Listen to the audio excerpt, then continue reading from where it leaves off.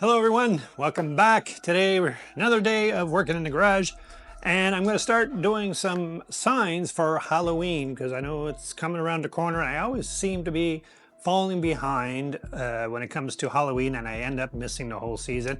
I was in Rona today and I saw that they had all the Halloween stuff out already in their store, so that means, hey, I better get my my rear end into gear and start making stuff so that we can put some Halloween stuff in the stores that we are in. So that's what I'm going to do today. So hope you come along for the ride. We'll just make some simple signs, and we'll put them in the stores at some point, and hopefully they'll sell. So let's get to it. And with about 99% of our new projects, we go to Canva to create our designs because they have a lot of stuff already templated that you can start with, and then you can add different things to it to make it your own. And that's what we did here. So we went into Canva, I tried out some different looks and came up to one that I figured would work well. Transfer that over into our Lightburn, and then I used the trace tool within Lightburn, and we just have the traces so that we can just do the cutouts. Now, of course, this is just a very basic showing you how we do it.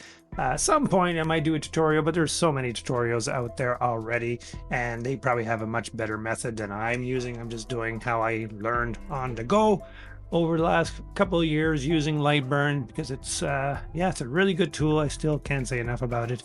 If ever you get a chance to use it, I think you'll love it as well. And so anyways, there's the design that we had in Lightburn. Of course, then we transferred over to make it run in the laser. And I'm just using scrap wood because this is more of a prototype to see how it turns out. Because it's one thing to see it on screen and think, hey, that looks going to look great as a sign. But sometimes you'd be surprised on how it doesn't look so great once you actually do it in real life. So that's what I'm doing here. I'm showing you that I've cut it, but somehow there's one spot that didn't quite cut through. I found that this piece of plywood that I had, for whatever reason, had some knots in between the layers, and it always seemed to cause a little problem. Not a big problem. I was still able to I just needed my two hands to be able to get it out. For the lettering, I'm using just a scrap piece of MDF. I think it's a 1/8 inch or 3 millimeters. And so that way I'm able to put up the speed and cut it much faster using the MDF. And I find MDF does paint much better and easier to work with. So when I can, for especially these type of signs where you don't need to see the wood texture or anything like that, I'm just going to be painting over it. I do like to use the MDF. The only problem is for us, for me to be getting the good MDF, I have to go all the way at the other end of town, which is not the most convenient. So I tend not to go there. And I'm thinking on my last pieces right now, I'll have to make a plan to get out there and buy some more sheets and have that in stock so that we can make more of these signs. So here you go, all the little pieces. Take that out, make sure we don't lose any of the small pieces, which I actually did lose one little piece. I didn't find out until the end that I actually needed, but it still looked okay even without that piece. And then we bring this over to the workbench, or in this case, to my table saw that I'm using as a workbench because everything else is full of a few other projects. And what I do when I have small letters like that, I just put the tape facing upwards, like the sticky part is upwards, and I stick all the little pieces and letters onto that so that when I do the spray painting, they don't go blowing all over the place. And also trying to make sure that I have them all in the right direction. I'm using the Bullseye 123 primer here.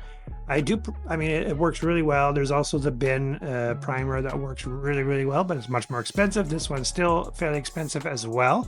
I find that using the Kills brand, it works just as well. It's about half the price of this Bullseye 123, and I find it does work just as well.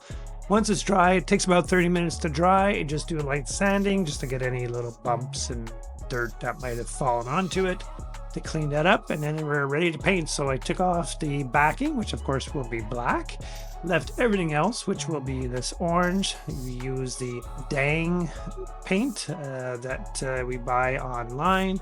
Really love it. They have two different types of Dang. They have the high flow, and this one was the primer, I think it was. And for the black, I didn't have any more black from the Dang. Usually we use the Dang black as well, but I just went to Rona and just picked this up. Again, it was more of a prototype. I'm doing more of a flood coat on this one. So it kind of acts a little bit like when you do a flood coat over top of that primer. It tends to be a little bit like almost as though it was epoxy. So it's kind of cool to use it that way. And I'm not being too careful here because this is more of a prototype. We'll probably just end up keeping it for ourselves. And I'm certainly not the cleanest gluer upper, even when I do take the time. So, but in the end, it ended up being not so bad. One thing with this glue, it tends to string a lot when you pull away. It'll leave like a strand of glue, which is a bit of a pain. That's why I had to use the cap there to try and cut the strings, kind of like melted cheese in a sense. If that makes any sense. And so we'll just go along here, glue this all up, and then we'll see what the final result is.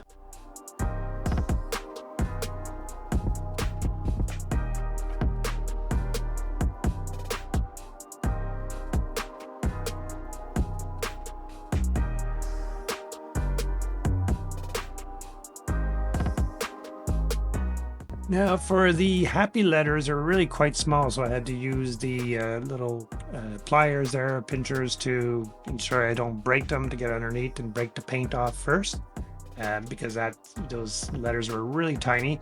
The next sign I'll probably make about twice the size if we're going to make it to be sold, but so it'll make it a little bit easier to take those off.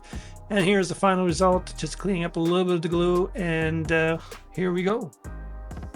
I think it came out pretty nice, and again, once we make the real ones, it'll be twice the size. It'll be a little bit easier to handle and cut and paint. So I think we'll be making more of these for sure, and some of the other designs that I was playing around with. So if you like this video, please hit that like button, and if you want to see more videos like this where we're going to be making, I'll be making some more signs. I'll show you what they come out as, and check out our Facebook and Instagram. But why not subscribe to our channel as well, so that you can see us once a week. We put out a video. And we'll see you here again at the Dusty Workbench. Take care.